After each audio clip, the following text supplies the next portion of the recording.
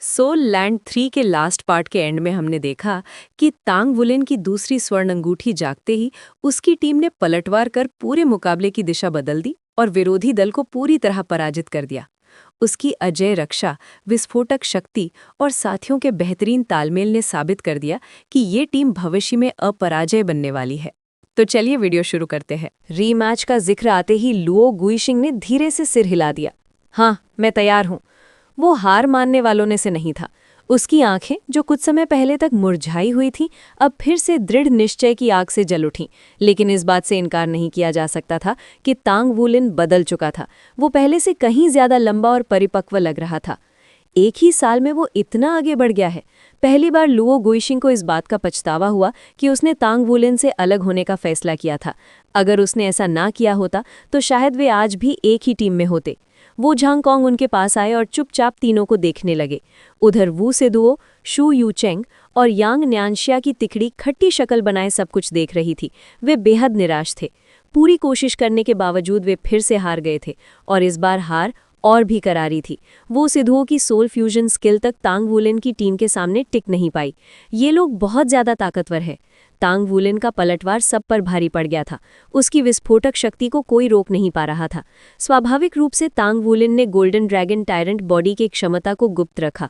वो जानता था कि इस स्किल को इस्तेमाल करने का ऐसा सुनहरा मौका बहुत कम मिलता है और चाहे जो हो, विरोधी इसकी कमजोरियां खोजने के लिए गहराई से अध्ययन करेंगे। इसलिए उन्हें पहले से आसान रास्ता दिखाने का कोई मतलब नहीं था। आखिरकार यही स्किल उसकी जीवन रेखा थी। इस लड़ाई में जीत हासिल करके तांग वुलिन ने अपने सहपाठियों का पूर्ण विश्वास जीत लिया और सेकंड ग्रेड को भी दबा दिया। रैंकर्स को सांत्वना देने के बाद तांग वुलिन अपने साथियों के पास गया और एक एक कर सभी के साथ हाई फाइव किया। दर्शकों की नज़र में तांग वुलिन की टीम ने जैसे अपने विरोधियों को रौंदते हुए जीत हासिल की थी। लेकिन तांग वुलिन जानता था कि उनकी जीत का असली कारण उसका नया सोल स्किल और उससे पैदा हुआ आश्चर्य था। लुओ गुइशिंग धोखा खा गया था। उनके बीच का अंतर उतना बड़ा नहीं था जितना उसने सोचा था। आखिर लुओ गुइशिंग की टीम में 3 सोल एंसेस्टर थे, लेकिन इसका मतलब ये नहीं था कि रैंकर्स के पास जीतने का कोई मौका था। ये शिंगलान, तांग वुलिन और शिए शुए की विस्फोटक ताकत और उस पर शू श्याओयान की क्राउड कंट्रोल स्किल्स का सहारा, इन सब के साथ तांग वुलिन की टीम पहले ही अजेय बन चुकी थी। ऊपर से गोल्डन ड्रैगन डायरेंट बॉडी तो बस ओवरकिल थी। वू सिदुओ की सोल फ्यूजन स्किल से तांग वुलिन को जरा भी डर नहीं लगा था और शू यू चेंग के घातक हमले भी उसके कमजोर शरीर के कारण बेअसर हो गए थे। हारने का सवाल ही नहीं था। लगता है अगर वो चाहे तो पूरी टीम सोल एंसेस्टर की बना सकता है। ये तो हमसे भी बेहतर है, यूए जेंग्यू ने युआनन येहुई से कहा। युआनन येहुई चुप रही और मुड़कर चली गई। वो जानती थी कि इस साल फर्स्ट ग्रेड से भिड़ना उनके लिए ठीक नहीं होगा। तांग वुलिन की ताकत ने उसका आत्मविश्वास हिला दिया था। जब तक वो कोई खास योजना, कोई चालाक तरीका नहीं ढूंढ लेती, उसकी टीम के लिए उन्हें हराना बेहद मुश्किल होगा। खासकर तब जब तांग वुलिन और गु युए की सोल फ्यूजन स्किल का खतरा भी मौजूद है। मैच के बाद बाकी दिन का समय फुर्सत का था। तांग वुलिन सीधे विशेष साधना कक्षों वाले क्षेत्र की ओर गया। उसने फैसला कर लिया था कि भले ही महंगा हो, वो एक कक्ष का इस्तेमाल करेगा। वो देखना चाहता था कि ये सच में काबिले कद्र है। 1 घंटे के 100 पॉइंट्स लगेंगे। आप कितने घंटे लेना चाहते हैं? स्टाफ सदस्य ने पूछा। अपने भीतर के कंजूस को दबाते हुए तांग वुलिन बोला, टीचर, अगर मैं ज्यादा घंटे एक साथ खरीदूं तो कोई छूट मिलेगी? नहीं, स्टाफ सदस्य ने लगभग आंखें घुमाते हुए कहा। कीमत तय है, चाहे आप जितने घंटे लें। तांग वुलिन ने दांत भींचे। तो फिर 1 घंटा ही दे दीजिए। वो स्वभाव से मितव्ययी था, इसलिए पहले आजमाना चाहता था। तुम्हारी मार्शल वॉल का एट्रीब्यूट क्या है? Plan type. स्टाफ सदस्य ने उसे एक हरा प्रतीक दिया और बाईं ओर 7वें कमरे की ओर इशारा किया। वो तुम्हारा कमरा है। प्रतीक को स्कैन कराओगे तो दरवाजा खुल जाएगा। तुम्हारे पास 1 घंटा है। अगर अंदर रहते हुए समय बढ़ाना हो तो अपना स्टूडेंट आईडी प्रतीक पर टैप कर देना। पॉइंट्स अपने आप कट जाएंगे। धन्यवाद। तांग वुलिन ने प्रतीक को देखा और कमरे की ओर बढ़ गया। जैसे ही उसने प्रतीक सामने किया, एक रोशनी चमकी और दरवाजा खुल गया। अंदर कदम रखते ही उसने आसपास देखा। सब कुछ साधारण था, बस बीच में नीचे जाने वाली सीढ़ियां थीं। लगता है नीचे जाना पड़ेगा। वो तेजी से सीढ़ियों से नीचे उतरा। दर्जनों मीटर नीचे जाकर वो एक हरी भरी दुनिया में पहुंच गया। चारों ओर घने पौधे थे, दीवारों और फर्श तक फैले हुए थे। पूरा स्थान जीवन शक्ति से चमक रहा था। उसने गहरी सांस ली और खुद को तरोताज़ा महसूस किया। उसकी ब्लू सिल्वर ग्रास मानो खुशी से झूम उठी। उसने अपनी मार्शल वॉल को बुलाया और लताएं चारों ओर फैलने लगी, बाकी पौधों से जुड़ गईं। कमरा केवल लगभग 10 वर्ग मीटर का था, फिर भी यहाँ की जीवन ऊर्जा अविश्वसनीय थी। श्रेक एकेडमी वाकई कमाल है। उसने ब्लू सिल्वर ग्रास से एक चटाई बनाई, उस पर बैठकर ध्यान लगाने लगा। जल्दी ही उसे महसूस हुआ कि यहाँ की प्राकृतिक ऊर्जा सी गॉड्स आइलैंड के काफी करीब है। तभी उसे समझ आया, इनाकोट छात्रों की सबसे बड़ी बढ़त यही है कि उन्हें सी गॉड्स आइलैंड मुफ्त में मिलता है। जांचने के बाद उसने निष्कर्ष निकाला कि ये कक्ष उसकी साधना गति को लगभग 20% बढ़ा देता है। अब मुझे अपने सारे मेटल्स बेचकर पॉइंट्स नहीं खर्च करने चाहिए, मुझे इन्हें यहीं के लिए बचाना होगा। हालांकि उसकी सोल पावर बढ़ने की गति दूसरों से धीमी थी, फिर भी इस कक्ष की मदद से वो सेकेंड ईयर के अंत तक रैंक 40 तक पहुंच सकता था। रैंक 40 उसके लिए एक बड़ा मोड़ था।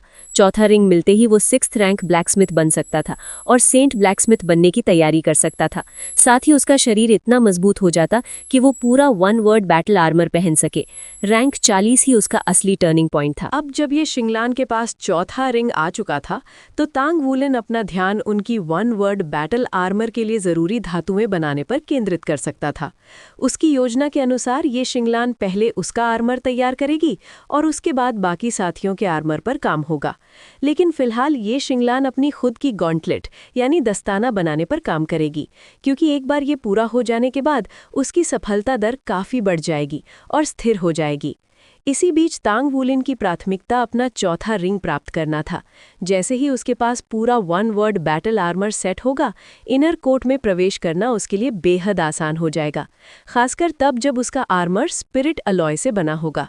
तांग वुलेन का लक्ष्य था कि 16 साल की उम्र तक उसके पास 4 रिंग हो और 18 साल तक वो एक 1 वर्ड बैटल आर्मर मास्टर बन जाए। वो चाहता था कि तीसरे ग्रेड में प्रवेश करते ही वो इनर कोर्ट के लिए दावेदार बन सके। 1 घंटे की साधना के बाद तांग वुलेन ने धीरे से सांस छोड़ी। परिणाम देखकर वो संतुष्ट था। ये साधना कक्ष ध्यान लगाने के लिए बिल्कुल उपयुक्त था, शांत, एकांत और प्राकृतिक ऊर्जा से भरपूर। आखिरकार उसने दांत भींचते हुए अपना स्टूडेंट आईडी प्रतीक पर टैप किया और अगली सुबह तक के लिए समय खरीद लिया। पूरी रात उसने वहीं साधना की। वो सिर्फ रात का खाना खाने के लिए थोड़ी देर बाहर गया। एक ही बार में उसने 1000 से अधिक पॉइंट्स खर्च कर दिए थे। फिर भी ये जरूरी था। नए सेमेस्टर के साथ तांग वुलेन सुबह पढ़ाई करता और दोपहर का हर खाली पल साधना में लगा था, और वो अकेला ऐसा नहीं कर रहा था। तांग वुलेन की टीम और रैंकर्स के बीच हुए मुकाबले ने पूरे फर्स्ट ग्रेड को प्रेरित कर दिया था। सबकी मेहनत और जज्बा बढ़ गया था। कोई भी पीछे नहीं रहना चाहता था। एल्डर फेंग, मैं कुछ धातुएं हमारी एसोसिएशन को योगदान पॉइंट्स के बदले बेचना चाहता हूं। क्या आप उनकी जांच कर सकते हैं? तांग वुलेन ने पूछा। फेंग वुयू भी चाहते थे कि उनका शिष्य जल्द से जल्द रैंक 40 तक पहुंचे, इसलिए उन्होंने तांग वुलेन की ब्लैकस्मिथ ट्रेनिंग को सप्ताह में 1 बार कर दिया था। हालांकि वो उसकी प्रगति पर नजर रखते थे। ज़ेन हुआ की शिक्षाओं को अपनाने के बाद तांग वुलेन की 2 मेटल एलॉय बनाने की सफलता दर काफ़ी बढ़ गई थी। वो कभी-कभी 3 मेटल एलॉय भी बना लेता था। इससे फेंग वुयू बार-बार हैरान रह जाते थे। तुम एलॉय बेचना चाहते हो? कितने हैं? फेंग वुयू की आंखें चमक उठी। एलॉय की ब्लैकस्मिथ एसोसिएशन में भारी मांग थी। तांग वुलेन के बनाए एलॉय भले ही 1000 रिफाइंड थे, लेकिन उन्हें 2 बार और रिफाइन किया जा सकता था। वो 2 वर्ड बैटल आर्मर मास्टर्स के लिए बिल्कुल सही थे। तांग वुलेन ने सोचा और कहा, करीब 10 piece jade silver, 10 star silver और 10 गोल्ड क्रिस्टल।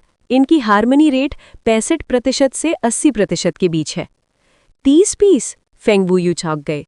ये मात्रा एक 6th रैंक ब्लैकस्मिथ के लिए भी कमाल की थी। सब बाहर निकालो, एसोसिएशन सब खरीद लेगी।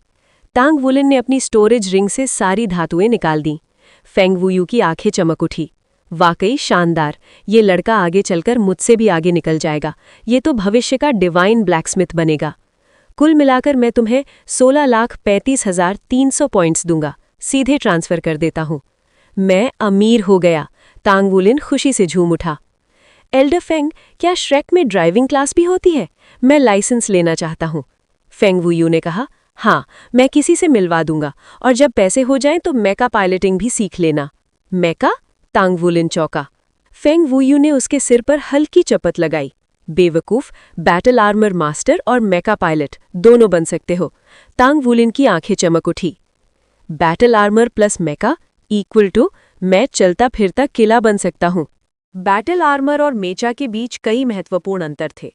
जहां बैटल आर्मर एक सोल मास्टर की सोल पावर से चलता था, वहीं मेचा की अपनी स्वतंत्र ऊर्जा प्रणाली होती थी। बैटल आर्मर मेचा की तुलना में कहीं अधिक शक्तिशाली होते थे, लेकिन मेचा अत्यंत ऊर्जा कुशल थे। इसके अलावा मेचा बैटल आर्मर की तुलना में काफी सस्ते भी थे। तांग वुलिन मेचा बनाने की बुनियादी प्रक्रिया जानता था, लेकिन इसका मतलब ये नहीं था कि वो तुरंत एक बना सकता था। एक मेचा बनाने के लिए उसे बहुत सारी धातुएं फोर्ज करनी पड़ती और कई अन्य पुर्जे तथा सर्किट कोर जुटाने पड़ते, जिन पर भारी खर्च आता। इन सब के बाद ही वो मेचा बनाना शुरू कर सकता था। फेंग वुयू की बातों ने तांग वुलिन के दिमाग में एक नया दरवाजा खोल दिया।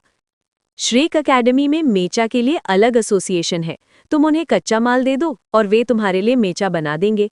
ये सस्ता नहीं होगा, लेकिन मेरी राय में कार खरीदने के बजाय सीधे मेचा लेना बेहतर है, फेंग वुयू ने ललचाते हुए कहा।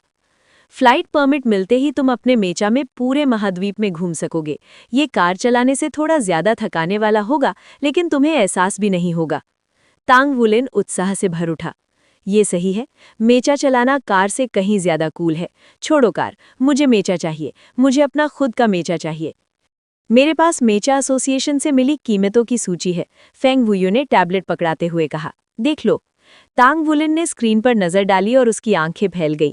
उसने अभी-अभी 1.6 मिलियन योगदान अंक कमाए थे और खुद को काफी अमीर समझने लगा था, लेकिन मेचा की कीमतों ने उसे तुरंत हकीकत में ला खड़ा किया।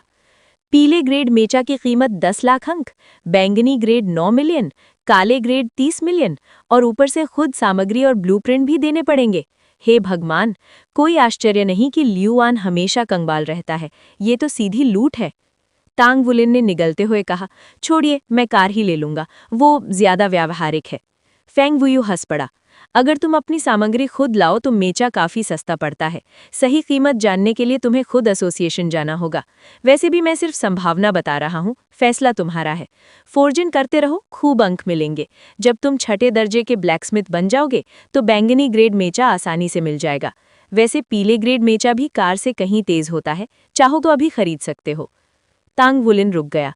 सही है, मुझे सिर्फ आने जाने के लिए मेचा चाहिए, मुझे सबसे ताकतवर नहीं चाहिए। अभी तो मैं इसे लड़ाई में भी नहीं इस्तेमाल करूंगा, बस पायलटिंग का अभ्यास करूंगा। उसने दांत पीसते हुए अपने कार्ड पर मौजूद 1.6 मिलियन अंकों को देखा।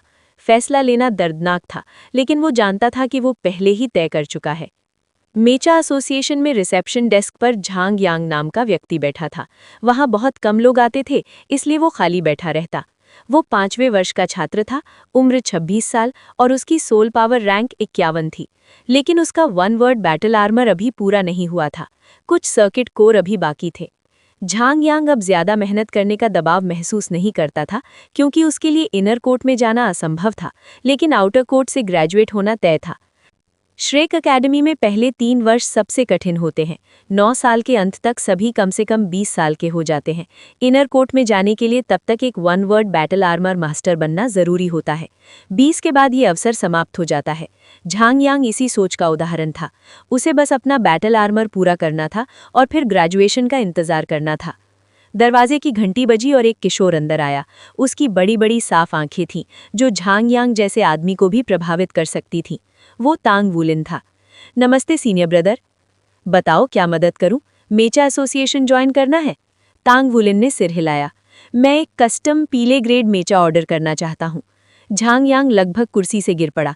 क्या कहा तुमने? मैं एक कस्टम पीले ग्रेड मेचा ऑर्डर करना चाहता हूं। तुम जानते हो इसकी कीमत 10 लाख अंक है। हाँ।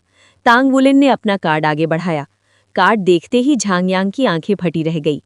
ठीक है, ये फॉर्म भर दो, फिर हम तुम्हारी माप लेंगे। मुझे लॉन्ग रेंज अटैक टाइप मेचा चाहिए। ऊर्जा की बचत पर फोकस हो, आर्मर हल्का हो, मजबूत एनर्जी कोर चाहिए और लंबे समय तक चलने की क्षमता हो। झांग यांग ने भौहे से कोड़ ली। इस तरह के मेचा को ब्रिटल स्किन कहते हैं। अगर इसे एक भी जोरदार वार लगा तो एनर्जी कोर फट सकता है, ये जानलेवा हो सकता है। कोई बात नहीं, तांग वुलिन बोला। अगर मैं धातु खुद दूं तो कितनी छूट मिलेगी? कीमत घटकर 4,80,000 अंक रह जाएगी। बहुत बढ़िया, यही तय रहा। झांग यांग को तांग वुलिन की बुनियादी शारीरिक माप लिखने में ज्यादा समय नहीं लगा। 174 सेंटीमीटर लंबा और 66 किलोग्राम वजन, उम्र के हिसाब से काफी अच्छा है। मेका के डिजाइन में कई बातों को ध्यान में रखना पड़ता था। तांग बुलेन की उम्र, शरीर की बनावट और ये तथ्य कि वो अभी भी किशोरावस्था में था। अधिक सटीक माप लेने और डिजाइन में बदलाव करने में पूरे 2 घंटे लग गए। तुम्हें 1 लाख पॉइंट्स एडवांस देने होंगे। अगर बाद में मेका नहीं बनवाने का फैसला बदला तो कोई रिफंड नहीं मिलेगा। अंतिम डिजाइन लगभग 10 दिनों में तैयार होगा। उसे देखने और मंजूरी देने के बाद सामग्री लेकर आना, तब हम निर्माण शुरू करेंगे, झांग लियांग ने कहा। तांग बुलेन ने सिर हिलाया, भुगतान किया और बाहर चला गया। मेका एसोसिएशन से बाहर निकलते ही उसने लंबी सांस ली। ये अब तक की उसकी सबसे बड़ी खरीद थी। उसके हाथ हल्के से कांप रहे थे, जिन्हें उसने आपस में बांध लिया। वो जानता था कि मेका कितना जरूरी है। मेका और बैटल आर्मर दोनों होने पर वो एक जलता फिरता किला बन जाएगा और ऊर्जा की भी बचत होगी। सर्वश्रेष्ठ बैटल आर्मर मास्टर हमेशा मेका का उपयोग करते थे। असल कारण ये था कि जब पायलटिंग क्लास शुरू होगी तब उसके पास अपना मेका होगा। श्रेक एकेडमी से मेका किराए पर लेना महंगा पड़ता, इसलिए उसने अभी खरीद लेना ही बेहतर समझा। साधारण सफेद और पीले ग्रेड के मेका ढले हुए धातु से बनाए जाते थे, लेकिन तांग वुलेन ऐसे स्तर से संतुष्ट नहीं था। उसने फैसला किया कि वो 1000 बार परिष्कृत यानी 1000 रिफाइंड धातु का इस्तेमाल करेगा। अपने वर्तमान कौशल से वो 10 दिनों में पूरे मेका के लिए आवश्यक धातु परिष्कृत कर सकता था। तुम्हें इतनी ज्यादा स्टार आयरन क्यों चाहिए? यूए झेंग्यू ने पूछा। तांग वुलेन मुस्कुराया। बस बताओ, है या नहीं? 10 टन स्टार आयरन, ये तो 1 करोड़ क्रेडिट से भी ज्यादा का है। मैं बदले में तुम्हें स्पिरिट अलॉय दूंगा। 4 पीस जेड सिल्वर पहले ही दे चुका हूं। अगर तुम स्टार आयरन दोगे तो बाकी जेड सिल्वर में मुफ्त में तैयार कर दूंगा। डील। यूए झेंग्यू जानता था कि इतनी उच्च गुणवत्ता वाला जेड सिल्वर मिलना बहुत बड़ी बात है। वुलिन, आजकल तुम इतने व्यस्त क्यों रहते हो? जिए ने पूछा। तांग वुलिन मुस्कुराया। सीक्रेट है। वैसे याद दिला दूं, अगले हफ्ते मेका पायलटिंग क्लास शुरू हो रही है। जिए बोला, मुझे मेका की जरूरत नहीं, मैं स्पीड टाइप हूं। सूलेजी बोला, मेका और बैटल आर्मर दोनों इस्तेमाल कर सकते हैं। जिए ने सिर हिलाया। मैं अपनी ट्रेनिंग पर ही ध्यान दूंगा। तांग बुलेन का रोज का रूटीन बेहद सख्त था। सुबह क्लास, 3 घंटे धातु परिष्करण, रात को साधना। उसकी टीम के बाकी सदस्य भी उतनी ही मेहनत कर रहे थे। श्रेक एकेडमी के शुरुआती 3 साल सबसे कठिन होते हैं। और पैसे क्यों? तांग बुलेन ने झांग यांग से पूछा। तुम जो 1000 बार परिष्कृत धातु ला रहे हो, उससे काम करना बहुत मुश्किल है, इसलिए 3 लाख पॉइंट्स अतिरिक्त लगेंगे। झांग यांग ने सलाह दी, तुम्हें पर्पल ग्रेड का मेका बनवाना चाहिए। तांग बुलेन हंस पड़ा। इतने पैसे मेरे पास कहाँ? उसका उद्देश्य सिर्फ अभ्यास और यात्रा के लिए मेका लेना था। भविष्य में जब उसके पास धन होगा तब वो सीधा ब्लैक ग्रेड का मेका खरीदेगा। फिलहाल पीला ग्रेड का मेका उसके लिए पर्याप्त था। मेगा की कीमत पर लंबी मोल भाव के बाद तांग बुलेन उसे घटाकर 2,80,000 पॉइंट्स तक लाने में कामयाब हो गया। फिर भी इतने पॉइंट्स खर्च करना उसके दिल को चुभ रहा था, लेकिन वो इसे सहन कर सकता था। 2 महीने बाद उसका मेका तैयार हो जाएगा। लेकिन अभी से 1 हफ्ते बाद ही उसकी पायलटिंग क्लासेस शुरू होने वाली थीं। मैं दोपहर वाली क्लास के लिए साइन अप करूंगी, शू श्याओयान ने कहा जब वैकल्पिक मेका पायलटिंग क्लास का विषय उठा। उसकी आंखों में उत्साह चमक रहा था। आखिरकार तांग बुलेन की टीम में से केवल वही, शू लिजी और शू श्याओयान ने ये क्लास लेने का फैसला किया। बाकी तीनों ने अपना समय दूसरी चीज़ों में लगाने का निश्चय किया। गू यूए हमेशा की तरह व्यस्त रहती थी।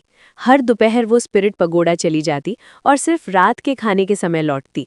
अक्सर अपने साथ खाने का एक बंडल लेकर आती, जिसे बिना कुछ कहे तांग वुलेन को थमा देती। एक बार तांग वुलेन ने उस खाने में से कुछ हिस्सा शिए शिए और शू लिजी को देने की कोशिश की, लेकिन गू यूए ने उसे ऐसी घूर कर देखा कि वो वहीं रुक गया, पूरी तरह चुपचाप।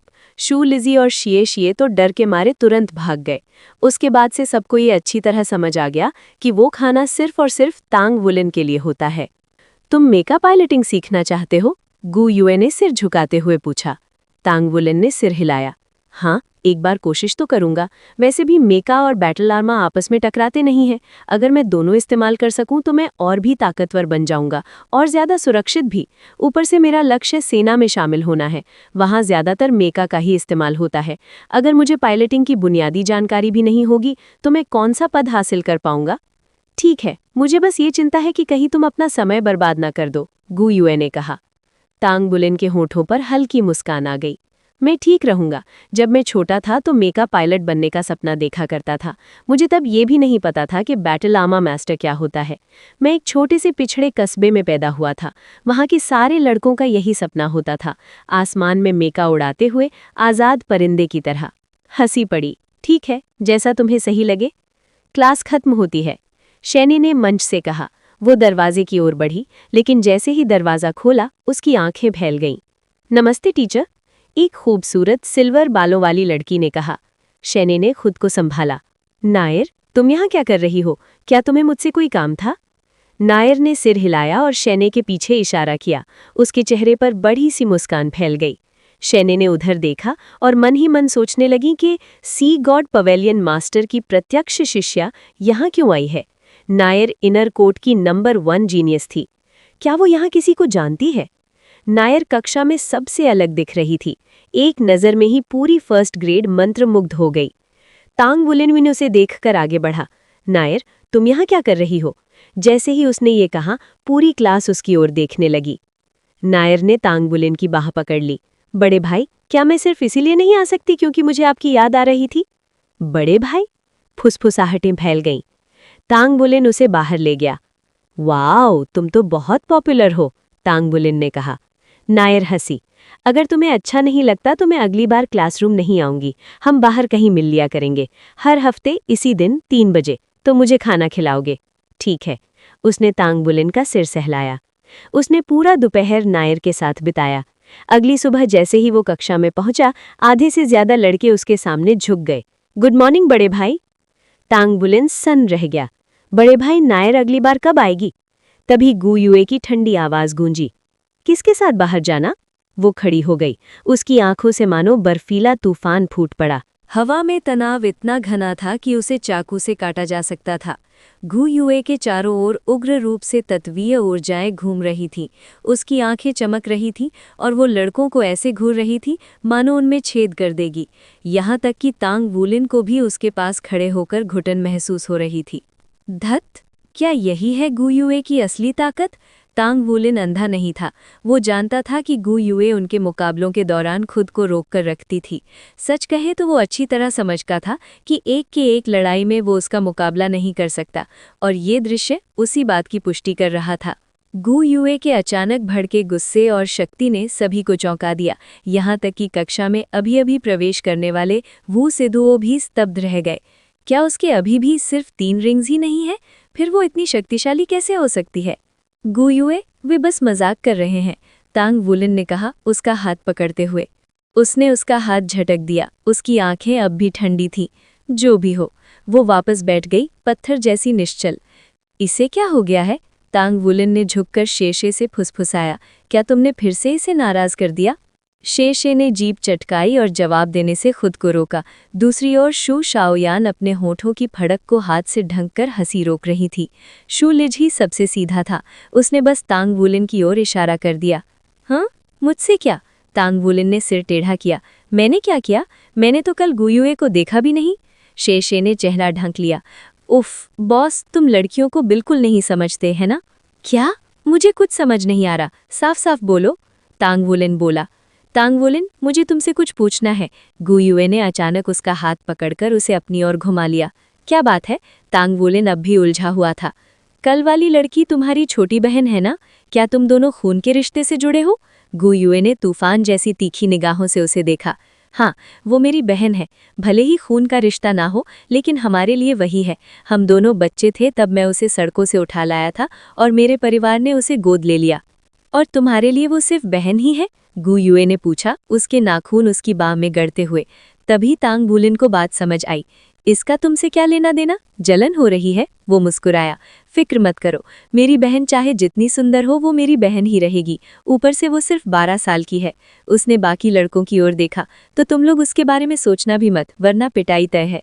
सिर्फ 12? कमाल की सुंदर है, यांग न्यानशा चिल्लाया। तांग वुलिन ने उसे घूर लिया। माफ करना क्लास प्रेसिडेंट, पर मैं इंतजार करूंगा 18 होने तक। करते रहो इंतजार, देखेंगे तब तुम में दम है या नहीं। और याद रखना, वो कोई सामान्य छात्रा नहीं है, वो इनर कोर्ट से है। अगर मौका चाहिए तो पूरी ताकत लगा दो। तांग वुलिन मुस्कुराया। क्या? Inner court? इसलिए इतनी छोटी उम्र में यहाँ है? बस करो, क्लास शुरू होने वाली है। तांग वुलिन ने सबको शांत किया। क्लास के बाद, गु युए, चलो साथ में लंच करते हैं, तांग वुलिन बोला। ठीक है। डाइनिंग हॉल में तांग वुलिन प्लेट पर प्लेट साफ करता गया, जबकि गु युए चुपचाप उसे देखती रही। जब वो आखिरकार रुका तो गु युए ने नैपकिन निकालकर उसका मुंह पोंछ दिया, जैसे ये बिल्कुल सामान्य बात हो। तांग वुलिन चौंक गया। चलो, तुम्हें पाचन का समय चाहिए और दोपहर में पायलटिंग क्लास है। डॉम के पास पहुंचकर तांग वुलिन ने उसका हाथ पकड़ लिया। गु युए, क्या तुम्हें मुझसे कुछ कहना है? नहीं, मैं सच कह रहा हूँ, नायरे मेरी सिर्फ छोटी बहन है। गु युए ने एक पल उसे देखा। इन शब्दों को याद रखना, और वो अपने कमरे में चली गई। कुछ दिनों बाद तांग वुलिन की तीसरी मेका पायलटिंग क्लास शुरू होने वाली थी।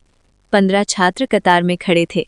उनके शिक्षक डुआन शांग बोले, आज हम बुनियादी अभ्यास जारी रखेंगे। पहले अपने मेका में बैठो और कम्युनिकेशन चैनल से जुड़ जाओ। तांग वुलिन ने अपने सफ़ेद ग्रेड ट्रेनिंग मेका में प्रवेश किया। यूनिट 1 चैनल से जुड़ गया, उसने कहा।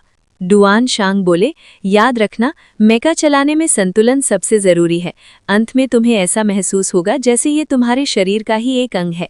अब मेरे पीछे दोहराओ, अपना बायां पैर उठाओ। छात्र अभी अभी मेटा पायलटिंग सीखना शुरू कर रहे थे, इसलिए बुनियादी प्रशिक्षण से शुरुआत करना बेहद जरूरी था।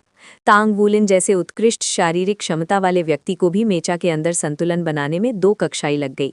ठीक है, शिक्षक डुआन ने कहा था कि उसे खुद को मेचा जितना विशाल कल्पना करना होगा, फिर अपना संतुलन ढूंढना होगा। तांग वुलिन अकेला ऐसा छात्र था जो पहली ही कक्षा में नहीं गिरा।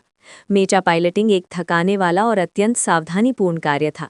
पायलट की मांसपेशियों में हल्की सी भी हरकत सीधे मेचा की गतिविधि में दिखाई देती थी। सही ढंग से मेचा चलाने के लिए पायलट को अपने शरीर की हर मांसपेशी पर पूर्ण नियंत्रण रखना पड़ता था।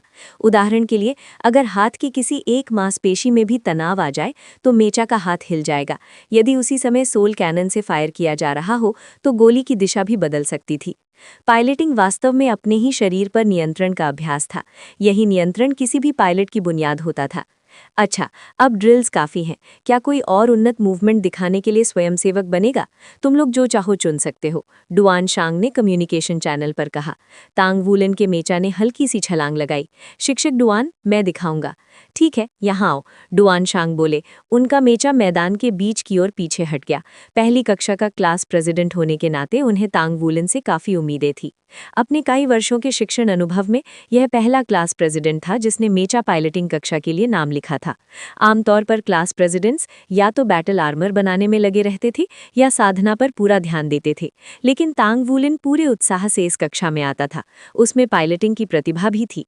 अपनी शक्तिशाली काया के कारण वो बहुत तेजी से प्रगति कर रहा था। डुआन शांग उससे बेहद संतुष्ट थे। ये सेमेस्टर की तीसरी कक्षा थी और तांग वुलिन पहले ही संतुलन और बुनियादी मूवमेंट पूरी तरह समझ चुका था। यदि यही रफ्तार रही तो 1 साल के भीतर वो पीले ग्रेड का मेचा चला सकेगा। वो सच में प्रतिभाशाली था। तांग वुलिन ने धीरे धीरे पैर उठाया और मेचा को आगे बढ़ाया। फिर एक और कदम, फिर एक और, सीधे मैदान के बीच की ओर। शानदार, तुम्हारा संतुलन बहुत अच्छा है, डुआन शांग ने कहा।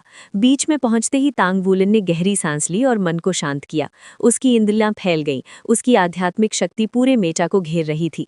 मेचा के साथ एक बनो, एक बनो। उसने हाथ उठाया, पैर उठाया, फिर धीरे धीरे वापस रखा। शरीर में जरा सी भी अधीरता नहीं थी। ये बुनियादी मूवमेंट उसके लिए आसान थे, लेकिन एक नए पायलट के रूप में उसे नींव को कभी नजरअंदाज नहीं करना था। कुछ ही सत्रों में वो काफी कुशल हो चुका था। मेचा ने बाएं पैर के ऊपर से दाएं पैर को आधा कदम रखते हुए क्रॉस किया, फिर शरीर घुमाया और बायां पैर पीछे रखा। एक सटीक मोड़। मेचा थोड़ा डगमगाया, लेकिन तांग वुलिन ने तुरंत नियंत्रण पा लिया। वो मैदान में छोटे छोटे घेरों में चलने लगा, बीच बीच में तेज मोड़ भी लेता रहा। उसकी गति पहले से कहीं ज्यादा सुचारू हो चुकी थी, हालांकि अभी भी तेज नहीं थी। डुआन शांग आंखें सिकोड़ कर देख रहे थे। मूवमेंट बहुत जटिल नहीं थे, लेकिन बेहद सटीक और ऐसे जो बाल बाल बचकर हमलों से बचने में मदद कर सकते थे। सबसे अहम बात, उसकी फुटवर्क पूरी तरह अनियमित थी। बिना किसी निश्चित लय के दुश्मनों के लिए उसे निशाना बनाना मुश्किल होता। इस बच्चे में जबरदस्त संभावनाएं हैं। तांग वुलन पूरी तरह पायलटिंग में डूबा हुआ था। वो मेचा के जरिए घोस्ट शैडो परप्लेक्सिंग स्टेप की एक सरल रूपरेखा दिखाने की कोशिश कर रहा था। हालांकि मेचा का शरीर मानव से अलग था, इसलिए तकनीक को पूरी तरह दोहराना संभव नहीं था। फिर भी ये अभ्यास उसे मेचा के साथ और अधिक एकाकार बना रहा था। मेरा मेचा जल्द ही तैयार हो जाएगा, तब मैं और ज्यादा अभ्यास कर सकूंगा। मेचा आधुनिक तकनीक की पराकाष्ठा थे, जबकि बैटल आर्मर तकनीक और सोल मास्टर शक्ति का संगम। दोनों के रास्ते अलग अलग थे। तांग वुलन को बचपन से ही मेचा पसंद थे। सिर्फ अपना खुद का मेचा होने की कल्पना से ही उसका खून खौल उठता था। प्रदर्शन समाप्त करने के बाद डुआन शांग ने उसकी खूब प्रशंसा की और कक्षा समाप्त कर दी। मेचा मैदान से निकलकर तांग वुलन स्नान करने और फिर रात की साधना के लिए डॉर्मेट्री लौट रहा था कि उसे एक अप्रत्याशित व्यक्ति मिला। गुओ श्यासु उसका इंतजार कर रहे थे। नमस्ते, तांग वुलन ने कहा। गुओ श्यासु मुस्कुराए। मेरे साथ चलो, मुझे तुमसे कुछ बातें करनी है। वे उसे जंगल के बीच ले गए और बोले, तांग वुलन, आज मैं तांग सख्त की ओर से बात कर रहा हूँ। क्या तुम्हें सख्त के इनर हॉल्स में प्रवेश करके बैटल हॉल में शामिल होने में रुचि है? उन्होंने समझाया कि बैटल हॉल तांग सख्त का मूल है। सबसे महत्वपूर्ण और सबसे खतरनाक मिशन वही संभालता है। यदि तुम इसमें शामिल होते हो तो तुम्हें कठिन शत्रुओं का सामना करना पड़ सकता है, लेकिन सख्त तुम्हारा पूरा समर्थन करेगा। हम तुम्हारी प्रगति पर नजर रखे हुए हैं। वू झांगकों की सिफारिश पर हम तुम्हें आमंत्रित कर रहे हैं। निर्णय तुम्हारा है। तांग वुलन ने पहले बैटल हॉल, एनफोर्समेंट हॉल और होली हॉल के बारे में सुना था, लेकिन ज्यादा जानकारी नहीं थी। जनरल मैनेजर गुओ, क्या आप कृपया मुझे बैटल हॉल के बारे में और विस्तार से बता सकते हैं? गुओ शियाशु ने साफ शब्दों में कहा, मैं तुम्हें ज्यादा कुछ नहीं बता सकता। बैटल हॉल टैंग सेक्ट का मूल केंद्र है। जब तक तुम हमारे सदस्य नहीं बन जाते, तब तक सब कुछ गोपनीय रहेगा। लेकिन इतना बता सकता हूँ कि ये दुनिया निष्पक्ष नहीं है। अंधेरे में बुराई छिपी हुई है और ऐसी कई समस्याएं हैं जिन्हें फेडरेशन अकेले नहीं संभाल सकता। उन्हीं मामलों से बैटल हॉल निपटता है। हम अपने कारनामों का ढिंडोरा नहीं पीटते, हम बस कमजोरों की रक्षा करते हैं और बुराई को नष्ट करते हैं। हमारे सबसे बड़े दुश्मनों में से एक है दुष्ट सोल मास्टर। तांग वुलन की रीढ़ में सिहरन दौड़ गई। उसके दिमाग में मो लान की छवि उभर आई, जो कोमा में चली गई थी। वो सौभाग्यशाली थी कि बच गई, लेकिन बाद के प्रभावों के कारण अब कभी ट्रेन कंडक्टर के रूप में काम नहीं कर पाएगी। अब वो एक दफ्तर में काम करने तक सीमित रह गई थी। फेडरेशन चाहे उसे कितने भी इनाम दे दे, जो नुकसान हुआ था वो कभी वापस नहीं लिया जा सकता था। तांग वुलन ने अपनी आंखों से देखा था कि दुष्ट सोल मास्टर जीवन की कितनी कम कीमत समझते हैं। मैं शामिल होऊंगा, तांग वुलन ने कहा। उसके विचारों ने उसके निर्णय को और मजबूत बना दिया था। अपने लंबे इतिहास में टैंग सेक्ट हमेशा न्याय के पक्ष में खड़ा रहा था। टैंग सेक्ट के नायकों जैसे कार्य ही वो कारण थे जिनकी वजह से उसने शुरुआत में इस संगठन को ज्वाइन किया था। गो शियाशु की अस्पष्ट व्याख्या से ही तांग वुलन समझ गया था कि वो किस राह पर कदम रखने वाला है, और उसे पूरा यकीन था कि यही वो चाहता है। गो शियाशु मुस्कुरा उठा। स्वागत है। अब जब तुम सदस्य बन गए हो तो मैं तुम्हें हमारे बारे में और बता सकता हूँ। बैटल हॉल के सदस्यों की रैंकिंग प्रणाली टैंग सेक्ट के बाकी सदस्यों से अलग होती है। यहाँ के सदस्यों को एजेंट कहा जाता है। एजेंट 4 श्रेणियों के होते हैं: श्वेत, पीत, बैंगनी और काले। इस समय हमारे पास लगभग 200 एजेंट हैं। एक नए सदस्य के रूप में तुम श्वेत श्रेणी के एजेंट बनोगे। सभी एजेंटों को हर महीने योगदान अंक के रूप में वेतन मिलता है। यही बताता है कि हमारा काम कितना महत्वपूर्ण है। बस एक शर्त है, हर साल कम से कम 3 मिशन पूरे करने होंगे। और जो सदस्य तुम्हारी तरह छात्र भी हैं, उन्हें साल में केवल 1 मिशन करना होगा। बेशक मिशन पूरा करने पर अतिरिक्त इनाम भी मिलेगा। इसके अलावा बैटल हॉल के एजेंटों को कुछ विशेष अधिकार भी मिलते हैं जो अन्य सदस्यों को नहीं मिलते, लेकिन इसे सिर पर मत चढ़ने देना। मैं गारंटी देता हूं कि तुम्हें मिशनों के दौरान खतरे का सामना करना पड़ेगा। ऐसे में मिशन से पहले अपनी सुरक्षा को प्राथमिकता देना। जब तक तुम स्कूल में हो, मैं सलाह दूंगा कि लंबी छुट्टियों के दौरान ही मिशन शेड्यूल करो, क्योंकि मिशन कई दिनों तक चल सकते हैं। समझ गया, तांग वुलन ने कहा। अब चलो, तुम्हारा पंजीकरण कराते हैं, मेरे साथ आओ। तांग वुलन टैंग सेक्ट मुख्यालय पहुंचा और एक ऐसे क्षेत्र में दाखिल हुआ जहां वो पहले कभी नहीं गया था। कई तरह की स्कैनिंग और जांच के बाद वे एक भूमिगत स्थान पर पहुंचे। ये लो, ये तुम्हारे मानक एजेंट उपकरण हैं। याद रखना, एजेंट पर्दे के पीछे काम करते हैं। आम जनता हमारे अस्तित्व से अनजान होती है, इसलिए जब भी तुम मिशन पर हो, अपनी पहचान छिपानी होगी और दुश्मनों का ध्यान अपनी ओर नहीं खींचना होगा। गो शियाशु ने तांग वुलन को एक चांदी की ट्रे थमाई, जिस पर एक चमकदार सफेद चोगा रखा था, जिसकी शैली प्राचीन टैंग सेक्ट जैसी थी, मगर उसका पदार्थ बेहद आधुनिक लग रहा था। साथ ही एक सफेद क्लोक और एक सफेद मेटल का मुखौटा था जिसमें केवल आंखों के लिए 2 छेद थे।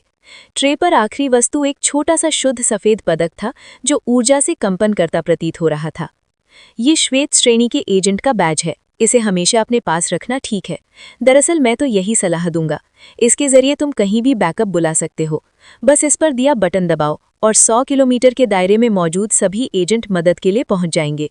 टैंक सेक्ट के उच्च स्तरीय सदस्य भी सतर्क हो जाएंगे। इसी बैच से दूसरे एजेंट भी तुम्हें मदद के लिए बुला सकते हैं। अगर तुम्हें कोई कॉल आए तो जो कर रहे हो उसे छोड़कर तुरंत मदद के लिए पहुंचना। समझ गया, तांग वुलिन ने कहा। तुम अब एजेंट हो, लेकिन कम उम्र के कारण तुम्हें अभी मिशन लेने की जरूरत नहीं है। बस अपनी साधना पर ध्यान दो। पीच श्रेणी के एजेंट बनने के लिए तुम्हें 1 वर्ड बैटल आर्मर मास्टर बनना होगा और 10 मिशन पूरे करने होंगे। अलग अलग श्रेणियों के एजेंटों के लिए मासिक अंक, उपलब्ध मिशन और विशेषाधिकार भी अलग अलग होते हैं। जनरल मैनेजर गुओ, आपको मुझ पर इतना भरोसा क्यों है? क्या बैटल हॉल में प्रवेश के लिए कोई परीक्षा नहीं होती? गुओ शियाशु मुस्कुरा उठा। हालांकि मैं इस मुख्यालय का जनरल मैनेजर हूं, लेकिन मैं बैटल हॉल का मास्टर भी हूं। तुम्हारी परीक्षा उसी दिन शुरू हो गई थी जिस दिन तुम टैंक सेक्ट में शामिल हुए थे। हम पिछले कुछ सालों से तुम्हारे चरित्र, कार्यों और उपलब्धियों पर नजर रख रहे हैं। अब जाकर हमने तुम्हें आमंत्रित करने का फैसला किया है। तुम्हारे दोस्तों को नहीं बुलाया गया क्योंकि उनमें अभी योग्यता नहीं है। एक तरह से तुम्हें अतिरिक्त अंक मिले हैं। 2 आतंकी घटनाओं के दौरान तुम्हारे वीरतापूर्ण कार्यों ने पलड़ा तुम्हारे पक्ष में झुका दिया। असंभव दुश्मन के सामने भी दूसरों के लिए खुद को दांव पर लगाना प्रशंसनीय है। आमतौर पर परीक्षा होती है, लेकिन तुम इतने उत्कृष्ट हो कि हम उसे छोड़ सकते हैं।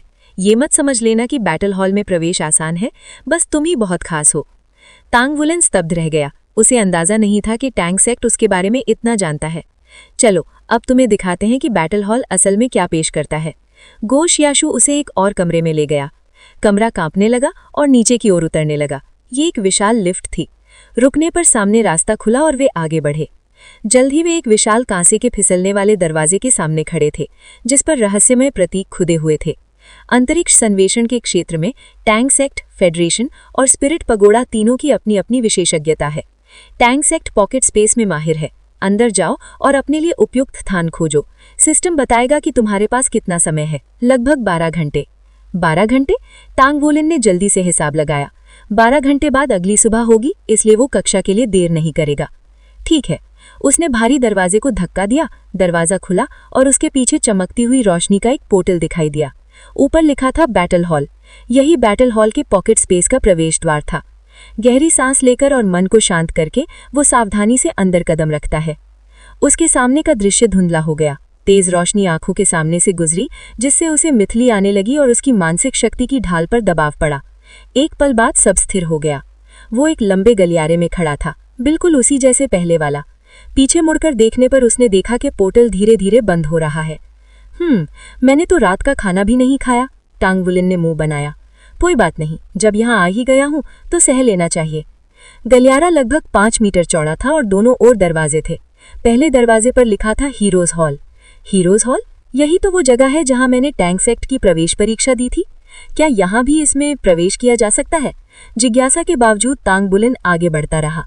आगे उसे कई परिचित नाम दिखे। Design room, manufacturing room, blacksmithing room, mecha piloting room, battle armour fusion room और अंत में एक प्लांट टाइप साधना कक्ष। क्या ये स्थान टैंक सेक्ट के सदस्यों को विकसित करने के लिए इस्तेमाल होता है? सोचते हुए तांग वुलिन ने सुरक्षित विकल्प चुनते हुए प्लांट टाइप साधना कक्ष में प्रवेश करने का निश्चय किया। जैसे ही उसने पौधों की साधना कक्ष के अंदर कदम रखा, तांग वुलिन लगभग लड़खड़ा गया। ये कोई साधारण कमरा नहीं है, ये तो पूरा जंगल है। चारों ओर घने पेड़ों की भरमार थी। कहीं कोई रास्ता दिखाई नहीं दे रहा था, केवल विशाल वृक्ष जो आकाश की ओर ऊंचे उठे हुए थे। हवा जीवन शक्ति से भरपूर थी। एक सांस लेते ही शरीर ऊर्जा से भर गया। उसके कानों में पक्षियों की मधुर चहचहाहट गूंज रही थी। पूरा अनुभव मानो किसी स्वप्न जैसा लग रहा था। ये जगह मुझे कहीं और की याद दिला रही है, तांग वुलिन हाफते हुए सोचने लगा। सही, स्पिरिट असेंशन प्लेटफॉर्म। वो प्लेटफॉर्म ग्रेट स्टार डो फॉरेस्ट की नकल पर बनाया गया है, तो क्या ये स्थान भी उसी पर आधारित है? लेकिन यहाँ की जीवन ऊर्जा तो उससे भी कहीं अधिक सघन है और पौधे भी अधिक हरे भरे हैं। वाह, श्रेक एकेडमी के साधना कक्ष इसके सामने कुछ भी नहीं है। यहाँ ऊर्जा घनत्व 3 गुना है। मैं यहाँ बहुत तेजी से साधना कर सकता हूँ। समय की कमी को समझते हुए तांग बुलिन तुरंत पालथी मारकर बैठ गया और ध्यान लगाने लगा। उसने आंखें बंद की और अपनी इंद्रियों को चारों ओर फैली जीवन ऊर्जा से जोड़ दिया। फिर उसने उस ऊर्जा को अपने भीतर समेटना शुरू किया और गहरी ध्यानावस्था में चला गया। समय कब बीत गया उसे पता ही नहीं चला। अचानक एक हल्की सी गड़बड़ी से उसकी नींद खुली। आंखें खोलते ही वो चौंक गया। वो फिर से कमरों वाले गलियारे में खड़ा था। उसके सामने प्रकाश का द्वार चमक रहा था। तो मेरा समय पूरा हो गया? तांग बुलिन तुरंत समझ गया। उसे अपने भीतर अपार ताजगी महसूस हो रही थी और वो अपनी प्रगति से बेहद संतुष्ट था। उसकी आत्मशक्ति एक रात की साधना की तुलना में दोगुनी बढ़ गई थी। उसका रक्त सार भी अधिक शुद्ध और शक्तिशाली हो गया था। क्या ये जीवन ऊर्जा में स्नान करने का प्रभाव है? कमाल है, ये जगह तो अद्भुत है। तांग संप्रदाय सच में महान है, बिल्कुल स्पिरिट पैगोडा की तरह। प्रकाश द्वार से गुजरते ही उसे फिर से हल्का सा चक्कर आया और वो कांस्य द्वार के बाहर पहुंच गया। गुओ शियाशु वहां पहले से प्रतीक्षा कर रहे थे। उन्होंने मुस्कुराकर पूछा, कैसा महसूस कर रहे हो? अद्भुत, मैं वहां बहुत तेजी से साधना कर सकता हूं। अगर मैं हर दिन उस पौधा प्रकार के कक्ष में साधना करूं तो मुझे पूरा भरोसा है कि मैं 1 साल में रैंक 40 तक पहुंच जाऊंगा। गुओ शियाशु हंस पड़े। असल में वहां केवल साधना करना थोड़ा सा समय की बर्बादी है। बर्बादी? कैसे?